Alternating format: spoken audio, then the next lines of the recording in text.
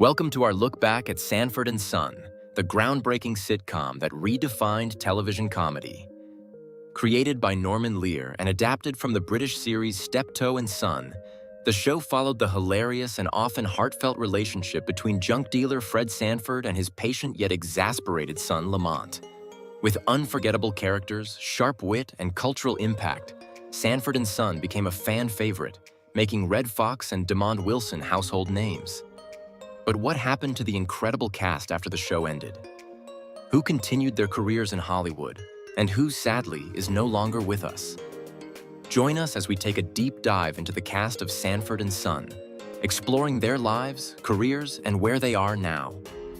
Don't forget to like, subscribe, and hit the notification bell so you never miss a video. Mayo. Whitman Blount Mayo was born on November 15, 1930 in New York City, but he grew up in Atlanta, Georgia. His early years were marked by a strong academic and theatrical interest, which led him to study at Clark Atlanta University. However, before fully committing to acting, Mayo had an unconventional journey. He served in the U.S. Army for a few years and later worked various jobs, including as a counselor for at-risk youth and even as a probation officer. Mayo's acting career began relatively late compared to many Hollywood stars. He was already in his 40s when he started gaining recognition, performing in small theater productions and minor film roles. Despite the late start, his natural comedic timing and distinctive look helped him stand out. Whitman Mayo's big break came in 1973, when he was cast as Grady Wilson on Sanford and Son. Initially a minor recurring character, Grady was introduced as one of Fred Sanford's close friends, known for his slow, laid-back demeanor and signature phrase, "good goobly goop." Mayo's portrayal of Grady was so popular that when Red Fox temporarily left Sanford and Son due to a contract dispute, Mayo stepped in as the lead, carrying the show for 6 episodes. His performance was so well received that NBC attempted a spin-off series, Grady, in 1970. The show followed Grady moving in with his daughter and her family in Westwood, Los Angeles. But unfortunately, it failed to capture the same magic as Sanford and Son and was canceled after 1 season. Even though Grady was short-lived, Mayo's character remained a fan favorite. He returned to Sanford and Son after the spin-off's cancellation and continued to be part of the show's legacy. After Sanford and Son ended in 1977, Mayo remained a familiar face in television. He made guest appearances on popular shows like Different Strokes, Martin, The Jeffersons, and ER. He also had a role in the 1990s comedy Boys and the Hood, demonstrating his ability to transition between comedy and drama. Outside of acting, Mayo had a passion for education. In the 1990s, he taught drama at Clark Atlanta University and actively mentored young actors. He remained humble about his Hollywood career, frequently saying that his true calling was teaching and helping others. Whitman Mayo passed away on May 22, 2001, at the age of 70 due to a heart attack. His death marked the loss of one of television's most beloved character actors. Despite playing a supporting role, his impact on Sanford and Son was undeniable, and Grady remains one of the most memorable characters in sitcom history.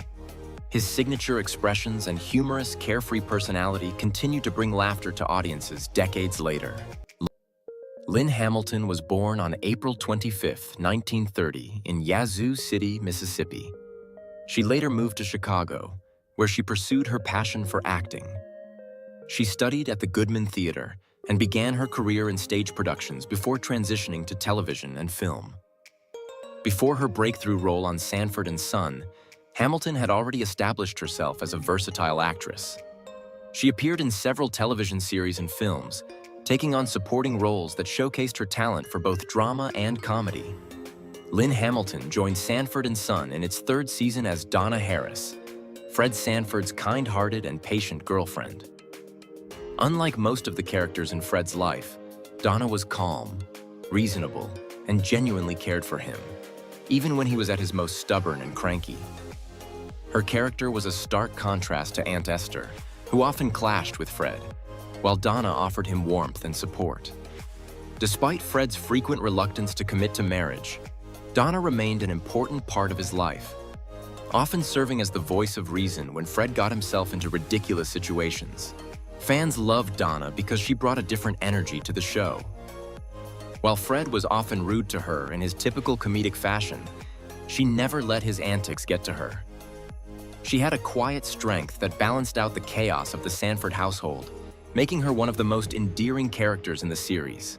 After Sanford and Son, Hamilton continued working in television. She reprised her role in the spin-off Sanford, but also went on to star in shows like Good Times, The Waltons, 200 Toisin, and The Golden Girls. One of her most notable post-Sanford roles was as Verdie Grant Foster in The Waltons, where she played a proud and determined woman facing the challenges of racism and poverty. Hamilton's acting career spanned several decades, and she became one of the most respected Black actresses of her time. She frequently played motherly figures and strong women who brought warmth and wisdom to the screen. Lynn Hamilton is now retired from acting, but remains a beloved figure in classic television history. Her portrayal of Donna Harris was a groundbreaking role at the time, showcasing a strong Black woman who was independent, intelligent, and loving. Her work on Sanford and Son helped pave the way for more complex female characters in television, and fans continue to appreciate her performances through reruns of the show. Hal Williams was born on December 14, 1938 in Columbus, Ohio. Before becoming an actor, he worked various jobs, but his passion for performance led him to pursue a career in Hollywood. Williams started acting in the late 1960s, appearing in television shows and films in minor roles. His natural comedic timing and strong on-screen presence helped him land roles in popular series of the era. Hal Williams played Officer Smitty Smith on Sanford and Son, one of the two police officers frequently seen in the show. Alongside his partner, Officer Hoppy Hopkins, Smitty was a recurring character who often had to deal with Fred Sanford's antics. Unlike his overly polite and naive partner Hoppy, Smitty was more no-nonsense and direct. He often rolled his eyes at Hoppy's awkward attempts to relate to Black culture, and was usually the one who had to smooth things over between Fred and the police. Their dynamic created many hilarious moments, with Fred frequently mocking Hoppy while finding Smitty to be the more competent officer. Smitty's role in Sanford and Son was important because it reflected the racial and social dynamics of the time. As a Black police officer, he represented a different perspective from the typically all-white police forces seen on television in the 1960s. After Sanford and Son, Hal Williams continued his successful television career. He starred as Lester Jenkins in 227, a sitcom about a middle-class Black family in Washington, D.C. His role as the hard-working, wisecracking husband of Marla Gibbs's character made him a beloved TV dad of the 1980s. Williams also appeared in shows like Hill Street Blues, The Jeffersons, Magnum, P.I., T.J. Hooker, and The Fresh Prince of Bel-Air. In film, he had roles in Private Benjamin and Guess Who. Hal Williams has remained active in the entertainment industry for decades, appearing in various projects well into the 2010s. His ability to mix comedy with serious performances made him a respected figure in television history. His portrayal of Officer Smitty, alongside Howard Platt's Officer Hoppy, remains one of Sanford and Son's most memorable pairings, and his later work on 227 further cemented his status as a talented character actor. Demond Wilson was born on October 13, 1946 in Valdosta, Georgia, but grew up in New York City. From an early age, he was drawn to the performing arts, and his passion for entertainment was evident. As a child, Wilson trained in tap dance and ballet, even appearing on Broadway by the age of 4.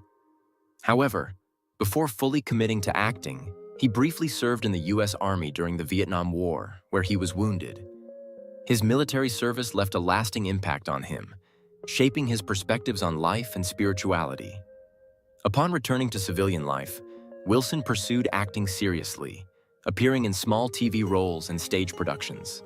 He made early guest appearances on shows like Mission Impossible and All in the Family. But his big break came in 1972, when he was cast as Lamont Sanford in Sanford and Son. As Lamont Sanford, Wilson played the patient and responsible son of Fred Sanford, a junk dealer in Los Angeles.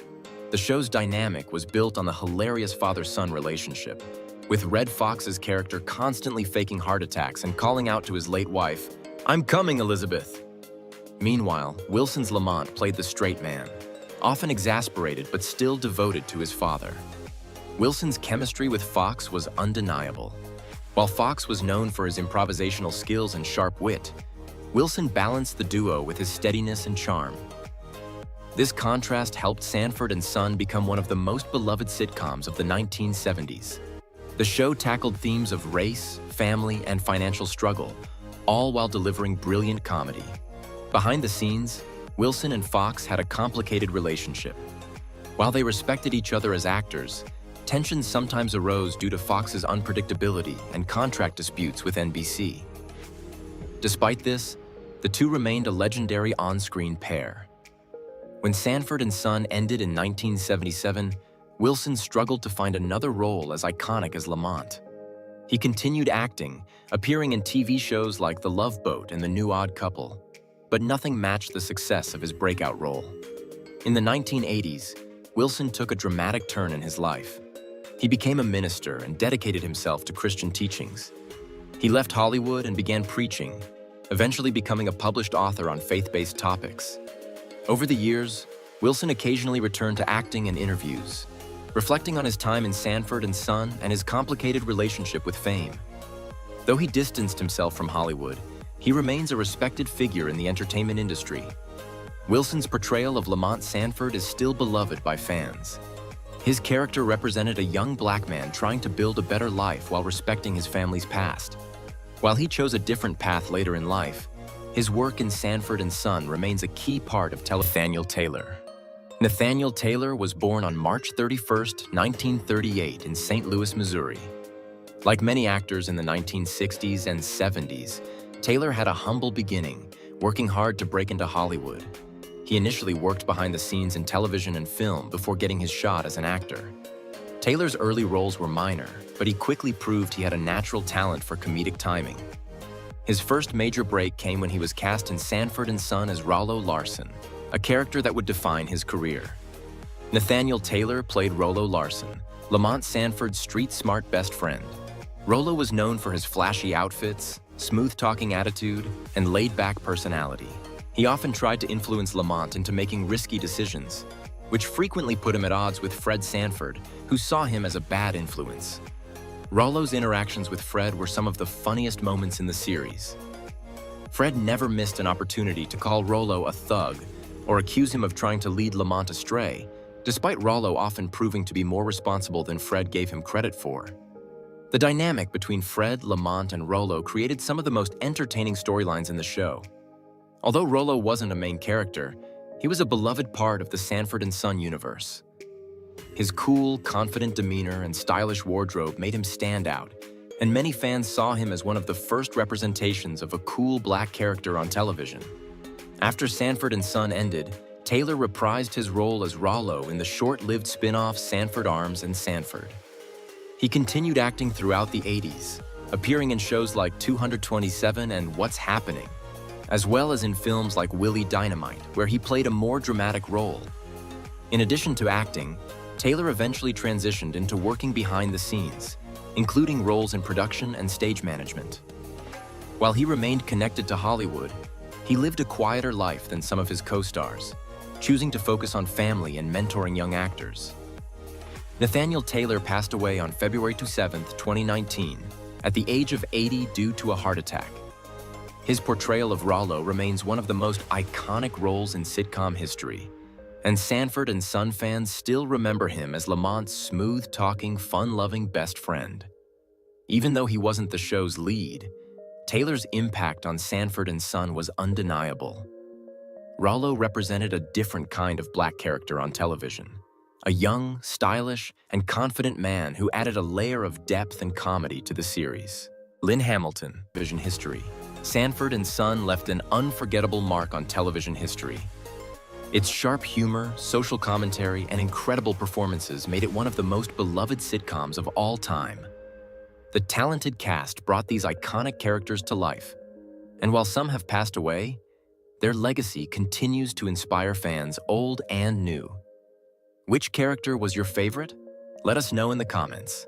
And if you enjoyed this video, be sure to check out our other then and now features on classic TV shows. Thanks for watching, and we'll see you next time.